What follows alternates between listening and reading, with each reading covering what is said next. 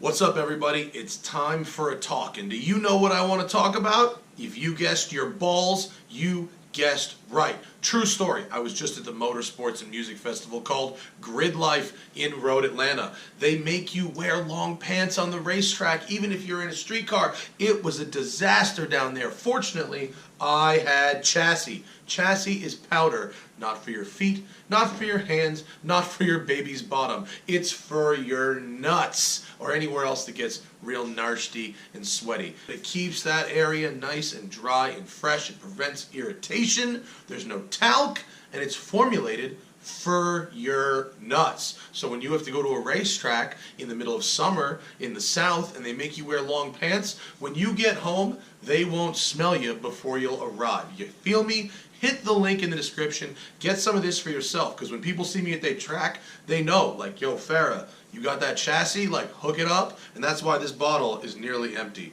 It is the jam.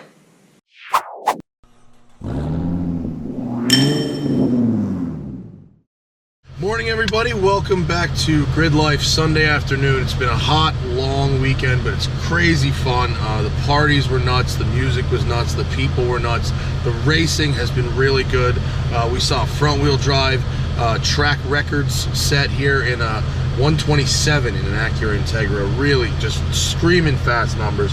I did some live commentating of the time attack from Bluetooth from the M3 in the time attack. It was real nuts. So GRIDLIFE Midwest was amazing, and I can't wait to do GRIDLIFE Atlanta. This is going to be my last car of my GRIDLIFE track one takes, and this is Vaughn Gittin Jr.'s personal RTR Spec2 Mustang GT. Vaughn has been a friend for a while, and I wanted to have a go in this. When I drove the 2015 Mustang GT, I thought that it was a little bouncy. It handled bumpy roads well, but you could feel things moving a lot underneath, and Vaughn has personally dialed in this chassis to his liking. So it features RTR Spec Lowering Springs and adaptive dampers, RTR Spec sway bars, new forged alloy wheels. Actually, they might be cast wheels. RTR's wheels. This one has NT01 tires on it, which are not fully standard, but it's a track event. And then it's got the RTR styling cues, the stripes, the exterior things, and then you get a plaque on the dash and the RTR floor mats. So this is a standard Mustang GT that started out. Oh, and there's also the Ford Performance Stage 1 ECU tune, which I believe is the warranted tune. And so I think you get a little more horsepower. And this car sounds real nice, and so we're gonna go out on the track and see how it do. This kit is 12 grand basically worth of stuff, and it has got the window sticker on here. $11,995 worth of stuff for the RTR kit, which you can add on to pretty much any spec Mustang GT that you like. And I'm excited. I think it should be good fun, especially because I've driven, you know, a bunch this weekend. The $80,000 65 base, $85,000 BMW M3, and so this is similar power. It's a little heavier, but it's got an optimized suspension by someone that I know is a very good driver. And so we're gonna head out as soon as I get the flag and rip it a bit, see how she do.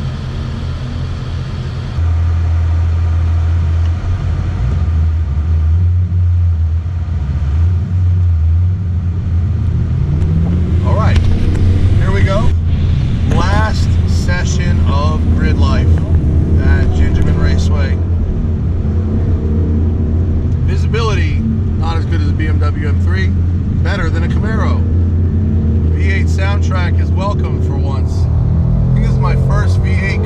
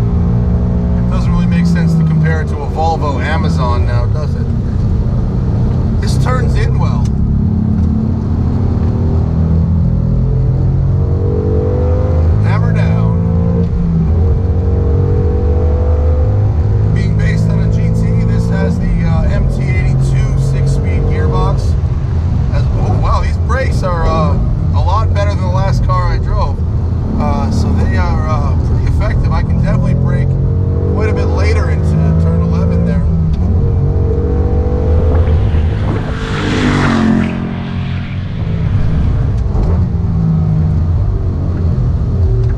Pretty good. Hint of understeer there. Balancing it on throttle is not a big deal. It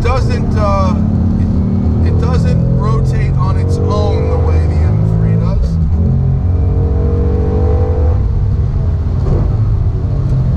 Pedal feel is really nice. Brakes are talking to me good. Oh, wait, what happened there? Traction control has somehow turned itself back on. It was off, but now it's on. What's going on? I gotta hold this down again. Now it says advanced track off again. I don't know why traction control turned itself back on. Little understeering.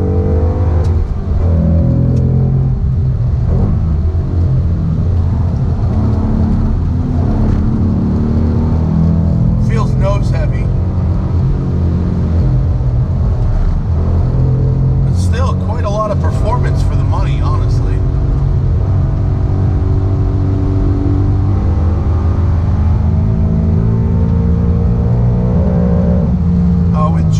Driving this car during the time attack session that I referenced earlier, I went out in that M3, and JR, who is a professional racing driver, beat me by 0.05 of a second.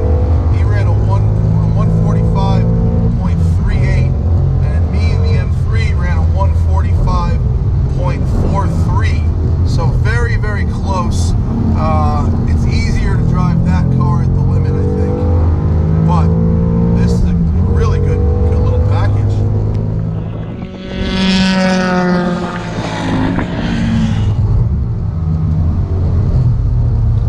Turn down.